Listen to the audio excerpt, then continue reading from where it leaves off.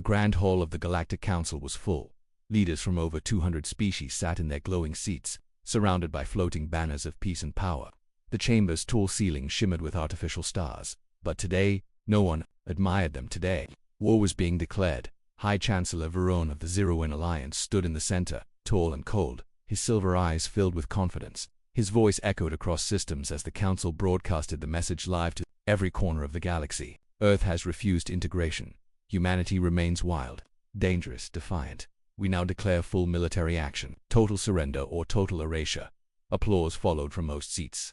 Some leaders nodded silently.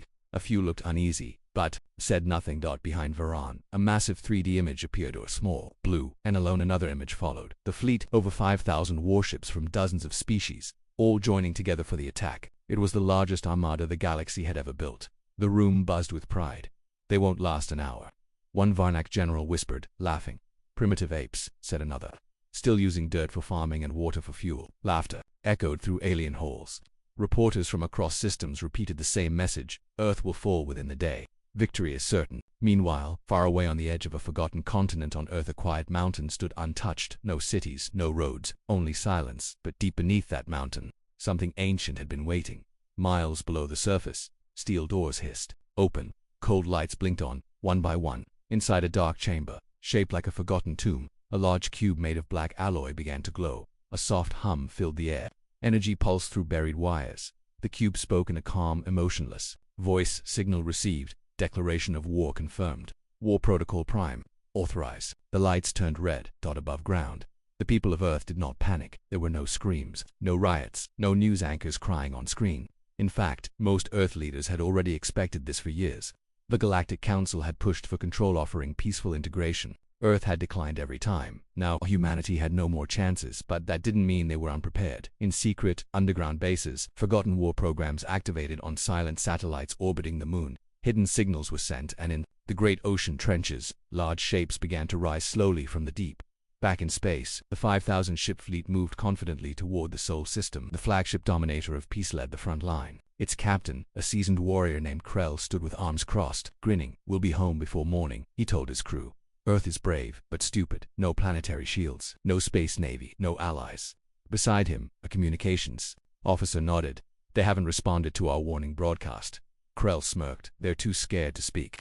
What no one on the fleet knew was that Earth had heard every word. They just weren't planning to talk in the secret control room beneath Earth's surface.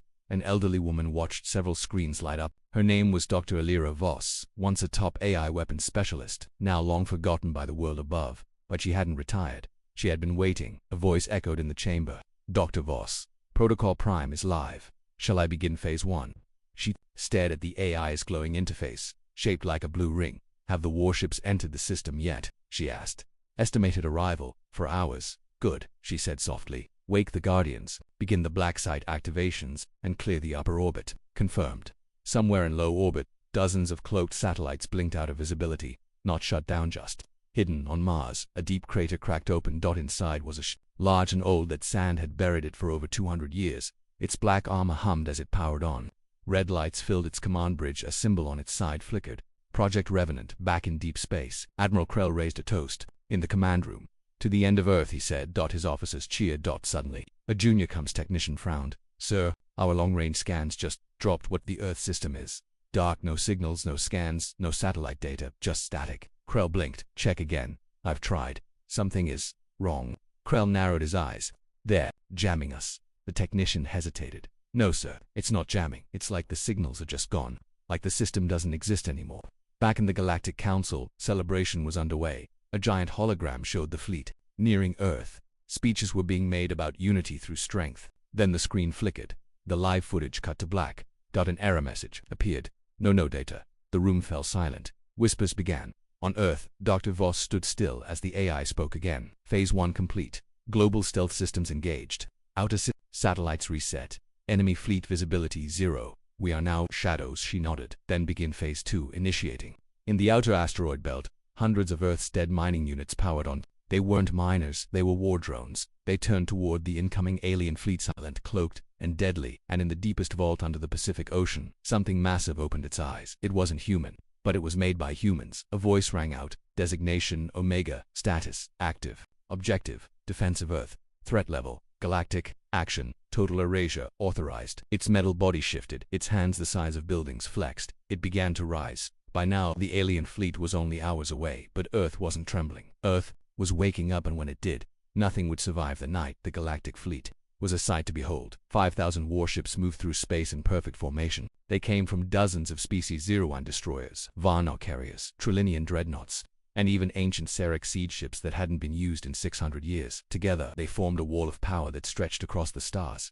Everywhere they passed, civilian ships cleared the way. Spaceports broadcast respectful silence. Entire colonies stopped to watch the parade of death move toward the Sol system. Admiral Krell, standing on the bridge of the Dominator of Peace, looked proud. He turned to his crew. "This will be over quickly," he said.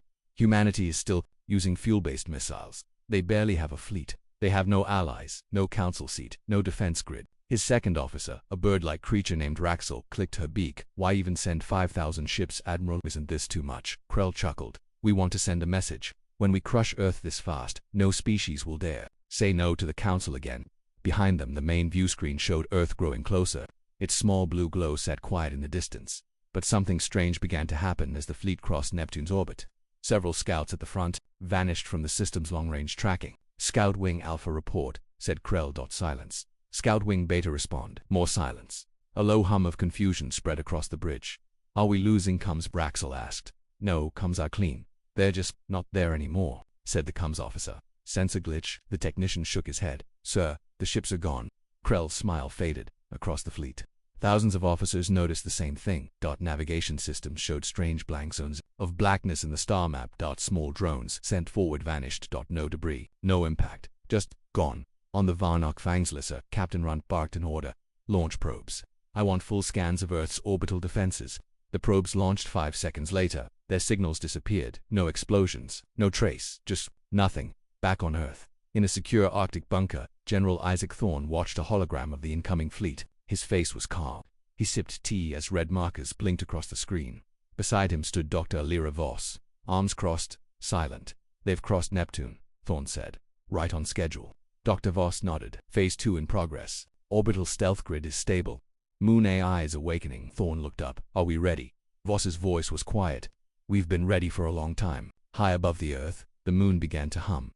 Its surface trembled. From the far side, hidden from direct view, large plates started to shift, one by one.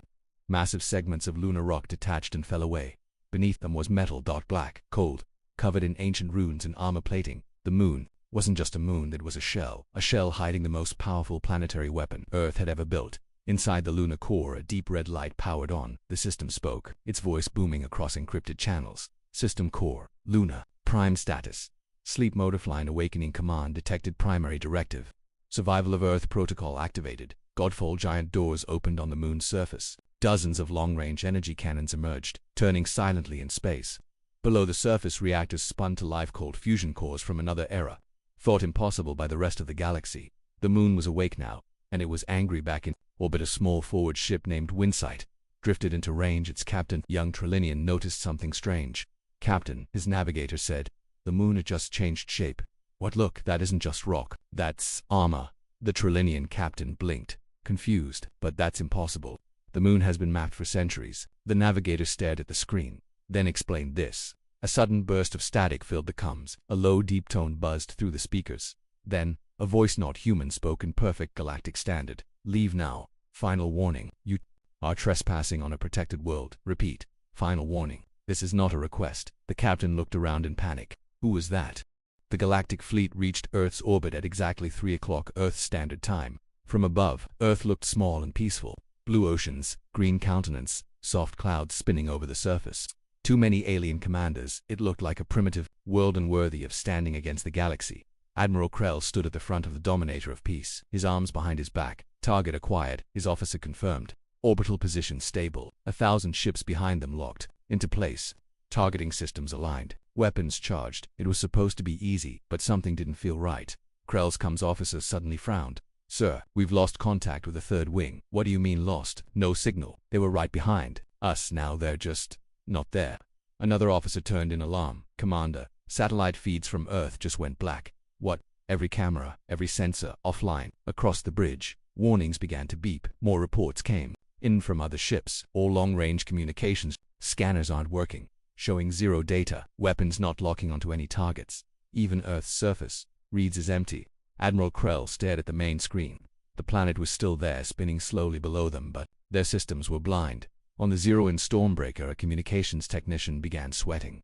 "Captain, I can't see Earth anymore." The captain narrowed her eyes. "It's right there, I know, but the system doesn't detect it. According to our sensors, Earth isn't there. It's like the planet has disappeared." Another technician spoke up. "Sir, the same thing is happening with the moon." Everyone turned toward the window. The moon was still there, or was it? The surface shimmered slightly like a mirage, and then it began to shift again. On the dark side of the moon, more hidden panels opened. Massive engines emerged, quiet, cold, and deadly. A large cannon locked into position, aimed at the closest ships in the control chamber inside Lunar Prime. The AI spoke. "Orbiting fleet detected. Threat level red. Initiating Phase 3. Blind strike protocol." Dozens of invisible drones launched from the moon's hidden base. They moved silently, cloaked in light-bending armor, each one locked onto a target. Then they fired. Not missiles, not lasers, something far more advanced. One by one, alien ships across the fleet exploded from within. No external fire, no warning, just sudden chaos.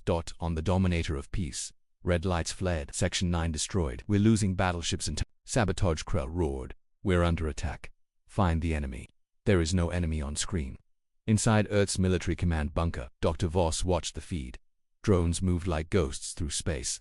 Not even light could touch them. Each one carried a quantum destabilizer, a weapon that caused micro-black holes inside the enemy's core reactors. 50 ships down, a technician reported. "No return fire detected. They still can't see us." General Thorne gave a small nod. "Maintain shadow status. Let them panic." Panic had already begun. On the Varnic Blood Mall, an admiral screamed at his officers. "Fire at anything. Blast the moon, the planet, the void." His crew obeyed. Massive energy beams launched toward the Earth, but as soon as the weapons passed the halfway point, they vanished. The beams simply disappeared into nothing. Not blocked, not reflected, just erased across the fleet. Every weapon fired met the same fate. Missiles blinked out of existence. Lasers dissolved mid-space. Bombs never detonated. Back on the bridge of the Dominator, the truth became impossible to ignore. Admiral Krell whispered, "We're not attacking Earth. Earth is testing us." At that moment, something massive moved behind the moon. A ship, not like anything in the Council database. Its surface was jagged, dark, and pulsing with energy. It had no visible engines set. It floated effortlessly in space. It was longer than 5 dreadnoughts combined. From its side, large claws extended like wings. In the center of the ship, a glowing red core beat like a heart, and then it spoke across all Council ships. Every screen went black. Every radio signal froze. Every frequency was hijacked. Then a single message played, spoken in an ancient Earth language, instantly translated into Galactic Standard. "This is Flagship Nemesis Prime. Your attack on Earth has failed before it began. Your fleets are surrounded. Your weapons are useless. You are not at war. You are being erased." A second later, the signal ended, and the ship opened fire. Unlike the moon's silent strikes, Nemesis Prime attacked with brute force. One massive energy cannon charged and released a pulse of white-hot plasma. It sliced through 4 alien warships instantly. The heat from the beam melted their cores. Debris floated lifeless in space. Smaller drones swarmed out from its hull, each faster than light, each carrying disruptors strong enough to tear through any known shield. Ship after ship exploded, and the galaxy's greatest armada became a graveyard. In orbit, on Earth, civilians watched in silence as the sky lit up. There was no fear, no cheers, no panic. Only quiet understanding. They had trusted the system beneath their feet, and the system had responded. In the Galactic Council chambers, alarms blared. Screens showed nothing, no visuals, just error messages. Leaders yelled at each other, demanding answers, but there were none. The greatest fleet ever assembled had gone silent. No messages, no survivors, no signals, just silence. Back in Earth's command center, General Thorne finally spoke. "Begin cleanup. Target remaining stragglers. I want the sky clear by morning." Dr. Voss stood beside him watching the display. Hundreds of enemy ships had already vanished. She knew the rest wouldn't last much longer. Her voice was calm. "We warned them," she said. "They just never listened." Above the Earth, the final stage had begun. The few remaining Council ships tried to run, but hyperspace gates refused to open. Jammed, shut down, locked from Earth. They were trapped, surrounded, and hunted. The Galactic Council had always believed Earth's moon was just that, a moon, a natural rock, orbiting a young planet, harmless, barren, but now they knew the truth, and they knew it too late. The moon had changed. It had unfolded. As the remaining alien commanders stared in shock, they watched lunar plates pull back like petals from a machine flower. Beneath the surface was no rock, No dust, only black alloy, glowing red lights, and massive energy ports spinning with power. The dark side of the moon had become alive. The surface shifted, rotated, and locked into new shapes. Towering cannons emerged from hidden chambers. Plasma vents hissed. Strange wing-like structures unfolded outward, adjusting the moon's orbit ever so slightly. The ancient machine had a name, Luna Prime. Inside the moon's core chamber, the AI continued its cold task. Target acquisition complete. Remaining enemy ships 938. Initiating orbital sweep. Weapons online. Autonomous kill mode engaged. Hundreds of defense beams activated. Each cannon locked onto a separate ship. No noise, no countdown, no warning, just light. One moment the alien fleet was holding formation. The next, dozens of ships vanished in white flashes. Admiral Krell watched in horror as ships were torn apart. In perfect silence, he spun toward his crew. Evasive maneuvers, all ships scatter, but it was too late. The moon's cannons were not tracking movements, they were tracking signatures, unique energy patterns every ship left behind. No matter how fast they moved, the moon already had their fingerprint, and it would not miss. In the control bunker on Earth, Dr. Voss stood beside General Thorne, watching red enemy markers disappear from the holographic maps. Percent of the fleet gone, a young officer reported. Thorne didn't smile. He simply nodded. Activate Sleeper Wing Echo. Deploy to high orbit. Confirmed. High above, near the outer rings of Earth's orbit, something else stirred. Disguised as communication nodes began to open. From each one, a new class of war drone launched. They weren't large, but they were fast. Small black triangles, moving at incredible speed. Each one had only one mission: seek and erase. They called them Ghost Wings. The aliens never saw them. Coming on the Trilinian shield spire, Commander Urok shouted across the deck. Shields at full will form a defensive bubble, but as the ship formed formation with others, a ghost wing passed through them. One moment, the ships were solid. The next, they crumbled from the inside. Silent, clean instant. Ghost wings didn't fire weapons. They hacked into ships through microscopic quantum needles, reprogramming reactors to implode in reverse. No alarms, no fight, just sudden death. Admiral Krell couldn't believe what he was seeing. His proud 5,000 ship fleet had become 400, then 300, then 200. He slammed his fist on the console. Why didn't anyone tell us Earth had this kind of power? Raxel, his second in command, stared ahead in fear. Because they never showed it. They never used it. Until now. On board Nemesis Prime, the Revenant-class ship hiding behind the moon, ancient systems continued to operate with chilling efficiency. No pilot, no crew, just a living war machine. Half AI, half myth. Its internal mind calculated probability with cold logic. Enemy fleet collapse within 11 minutes. Galactic retaliation risk 6%. Threat to Earth 0. Continue extermination. Then it moved. A deep hum echoed through space as Nemesis Prime charged a new kind of weapon, something not seen for 1,000 years. The Graviton Lance, a beam not made of light or plasma but raw gravitational force. The weapon fired a nearby dreadnought, crumpled like paper, metal bent in impossible angles, engines folded into themselves. No fire, no explosion, just destruction. Back on Earth, news reports had begun to spread. Live feeds showed the empty skies above. Images of the skies were nearly quiet. The once great galactic fleet, with over 5,000 ships, had been reduced to less than 24 damaged, drifting, and stripped of weapons above them. Earth's moon, no longer just a moon, floated like a silent judge. Its weapons were powered down now, but its presence was still terrifying. Any ship that moved too fast, or armed a single turret, was immediately targeted again. But Earth was far from finished. Because this war wasn't just about orbit, something deeper was awakening in the Pacific Ocean. Near the Mariana Trench, the sea began to boil. Sonar stations hidden at the bottom of the trench sent priority alerts. The seafloor was cracking. Massive mechanical arms broke through the mud. A dark shape longer than any known submarine rose from the black depths. Its surface was smooth, armored and covered in rusted warnings written in old human languages. Project Abaddon. If this unit wakes, the end has begun. Inside Earth's underground war network, Dr. Elira Voss stood in front of the global activation table. Blue holograms of Earth glowed above it. One by one, old facilities were lighting up. Some thought destroyed, others lost to history. She pressed her palm against a panel. Authorize Arsenal Awakening. Code VOSSDELTA 91. The AI responded. Authorization confirmed. Awakening full Terran defense systems, releasing Omega-class Guardians. War tier, extinction level response. In South America, deep beneath the Andes Mountains, giant steel doors cracked open for the first time in centuries. Inside was Titanus SO-4, a land carrier the size of a city, covered in railguns, EMP spikes, and kinetic hammer units. It hadn't moved since before the collapse war. Now, its heart pulsed again. Engines warmed, lights flickered. Its main cannon swiveled toward the sky. In the deserts of Central Asia, buried in a crater, something even older stirred. A dark monolith lifted slowly from the dust.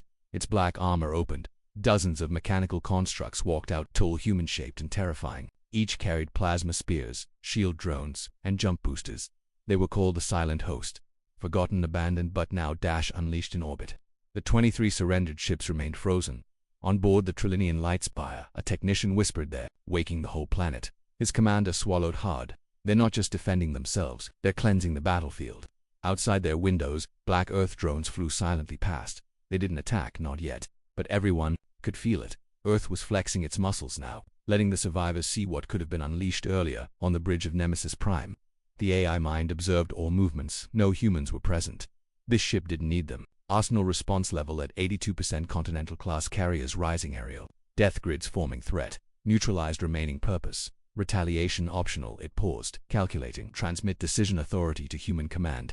A pulse of energy shot toward Earth. In the Arctic command base, a screen flashed. General Thorne walked forward. Decision time, he said.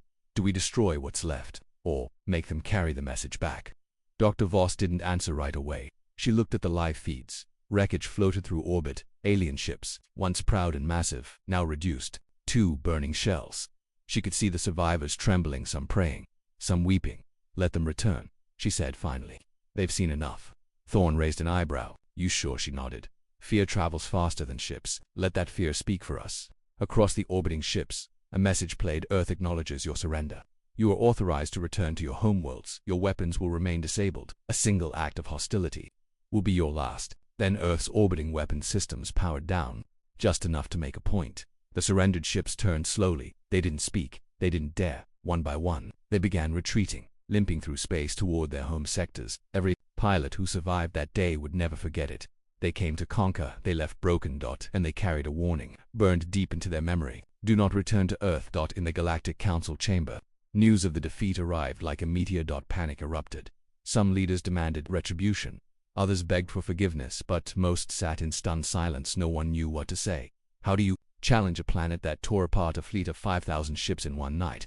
How do you respond to power that wasn't even fully used? Meanwhile, on Earth, systems began to shut down. War machines returned to their slumber. The ocean stilled. The land machines crawled back into their bunkers one by one. Lights went off across the secret defense network. Arsenal lockdown confirmed. Threat level green. Return to silent watch mode. In her lab, Dr. Voss watched the final drones disappear from radar. She leaned back in her chair. It was over, but something deep inside her whispered, not for long. Humanity had shown its strength. And now, the galaxy knew. Elsewhere, far beyond the stars, another alien species received the broadcast. They were not part of the Galactic Council. They were older, hidden. Watching. Waiting. Their leader narrowed his eyes as he viewed the destruction Earth had caused in a single night. They are not what we thought, he said. Humanity is a forgotten weapon. He turned to his commanders. Begin preparation. Earth has awakened, and others will come. This is only the beginning. The last of the alien ships vanished into the darkness of space. Their engines were damaged. Their hulls were scorched. Most of their weapons had been melted or shut down by Earth's invisible signals. But they were alive, and Earth had allowed them to live for one reason only. So they could tell the story in Earth's Arctic Command Center. Silence had replaced sirens. The large holographic war table that once showed thousands of red enemy blips was now clear. Only a few green dots remained, friendly units returning home. General Isaac Thorne stood tall, arms behind his back. His eyes didn't leave the screen. Final count, he asked. A young officer replied, voice steady. Fleet losses, 0. Enemy fleet, 5,021 ships engaged. Destroyed, 4,991. Surrendered and released, 30. Dr. Voss didn't smile neither. Did Thorne? This wasn't a victory to celebrate, it was a message, and that message was just beginning to spread. In the farthest edge of the galaxy, deep inside the Council of Core Worlds, panic had fully taken hold. News of Earth's counterstrike reached the chambers before the Council even confirmed the loss. That first came the silence from the fleet, then the sudden signal block, then the lone message broadcast by Earth in every major language used across the galaxy. This was your one mistake. Humanity does not seek war. But if you bring war to Earth, you will not survive the night. Now, the same alien leaders who had laughed at Earth's refusal to join the system were screaming across the chamber. This cannot be real. A planet without a navy wiped out 5,000 ships. They must have used forbidden tech.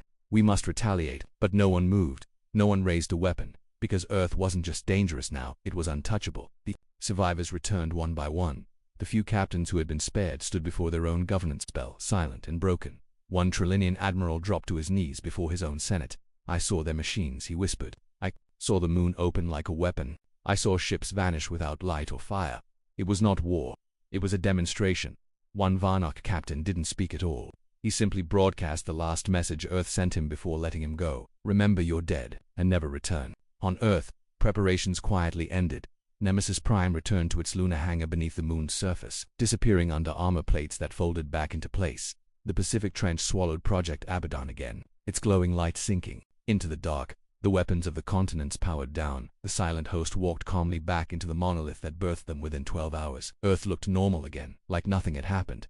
But everyone in the galaxy knew what had happened. On a dark corner of space, in a hidden observatory station, a cloaked species watched the news feeds. They were not part of the council, they had never spoken to humans, but they had always known Earth was dangerous. Their elder tilted his head toward the light screen as the footage played again. Humanity's war machines, the moon's true face, the burning of 5,000 ships in orbit. At last, the elder said, they've reawakened. After all these years, a younger voice asked, should we prepare for conflict? The elder shook his head. No, not conflict. We must warn the others, because if Earth has remembered what it was, then nothing will stop them. Inside Earth's old military archives, Dr. Voss walked alone. The halls were ancient, older than any government still in power. Deep inside a secured vault, she stood, before a black wall lined with dusty symbols. A single metal tablet glowed faintly. She placed her hand on it. It lit up. User confirmed. Voss Illyra, welcome back. The wall slid open. Inside the chamber, rows of cryo units stood silently. Each one held a single object, a helmet, a rifle, a power core, a name tag. All of them came from a time long before the Galactic Council even existed. Humanity's first wars beyond Earth. It's starting again, she whispered to the dark, and this time we'll be ready. Across the galaxy, the story of Earth spread like wildfire. No alien empire could stop it. No broadcast channel could silence it.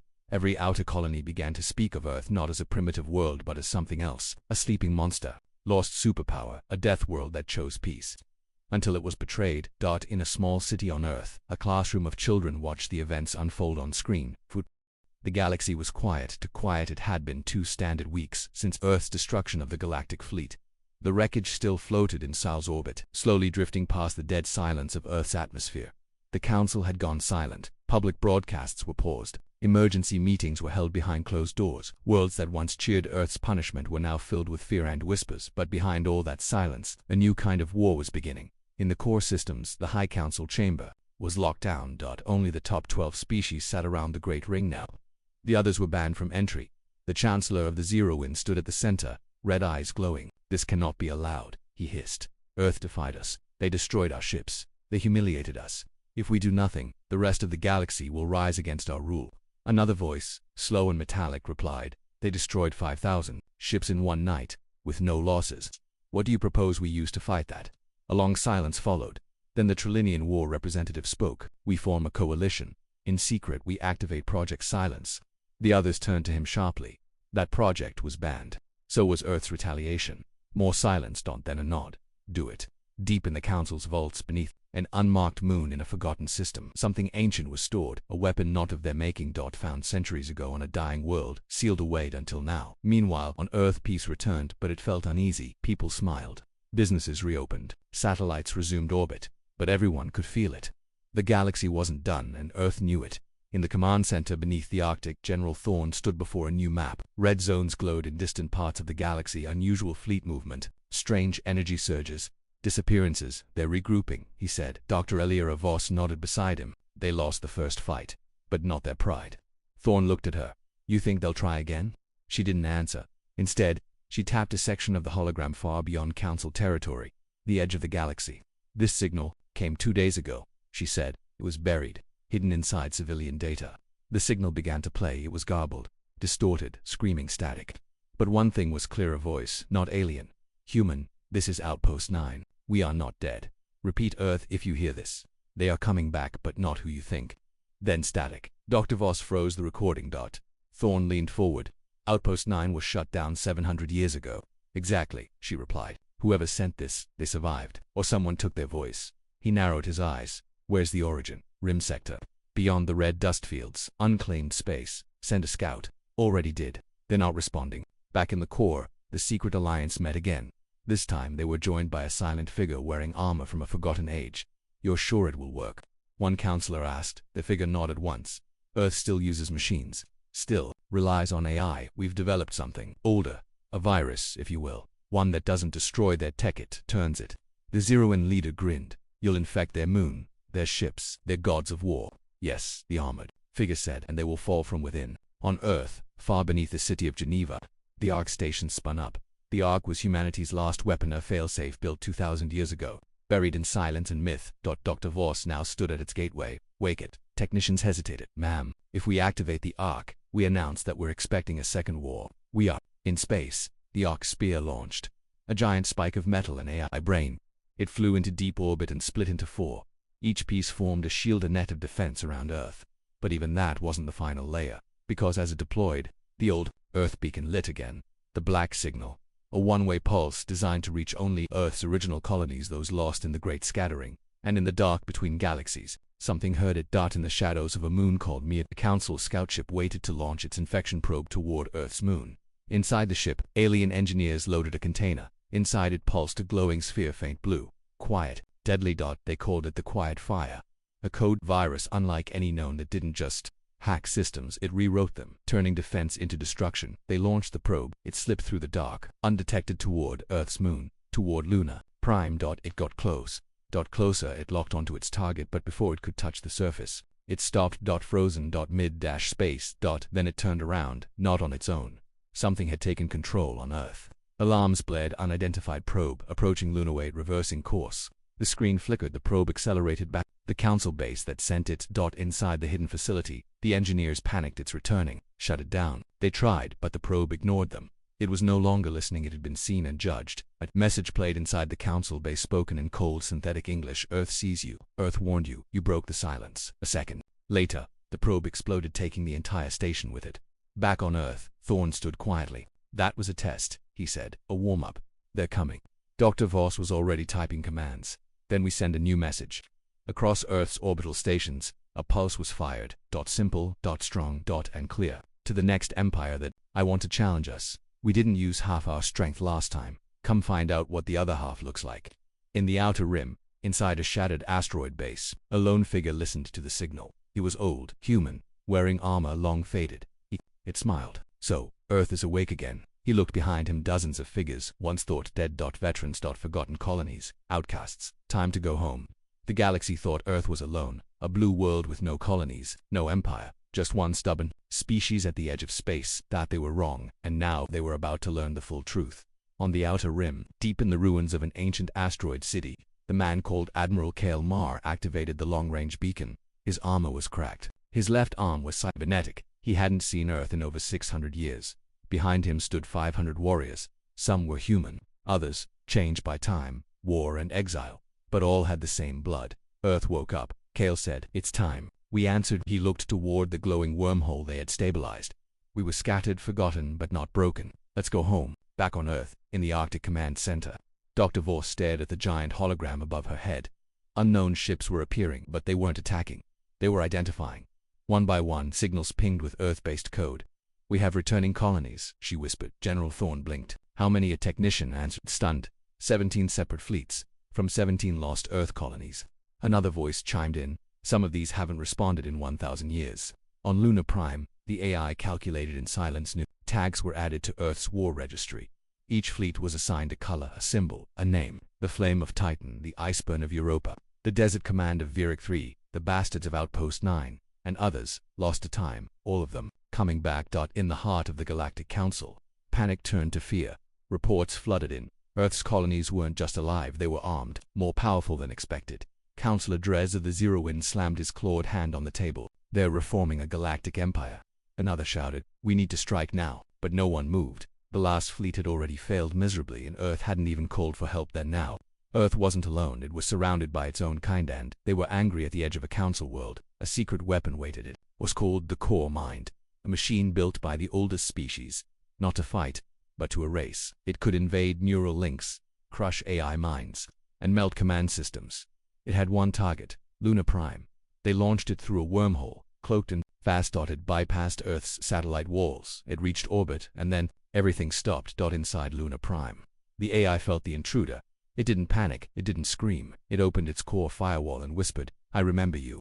The virus tried to push in. It failed. In fact, it didn't just fail, it was eaten. Luna Prime downloaded the core mind, consumed it, understood it, then turned it back toward the ones who built it. In the Galactic Council base, screens exploded. AI systems shut down, lights died. Their own command units began speaking in Earth's language. One final message blinked across all their terminals. We let you live once. We won't need to twice. Across the stars, Earth's new fleet gathered. The returning colonies formed a ring around Sol. Thousands of warships, new technology, different designs, but all carried the Earth crest somewhere on their hulls. Some had upgraded past Earth's own defenses. Others brought weapons not even Earth remembered building, but none of them came to fight Earth. They came to join it. In orbit, Admiral Kale Ma stood aboard his flagship Nova's Edge. He opened a channel to Earth Command. This is Outpost 9. We're home. Dr. Voss stepped into the HOLO-feed. Her voice cracked for a second. Welcome back. He gave a small smile. We never stopped watching, we waited, and now we're ready. Earth activated the ancient project hidden beneath every city, Project Umbra. It was never about weapons, it was about unity. The world lit up, beaming a signal toward every friendly colony, every lost outpost, every returning fleet. And the message was clear: we are not one world anymore. We are the Terran remnant, and we are whole again. The final council meeting ended in chaos. Some species surrendered, others vanished from sight, hoping to hide, but a few planned one last strike. A fleet of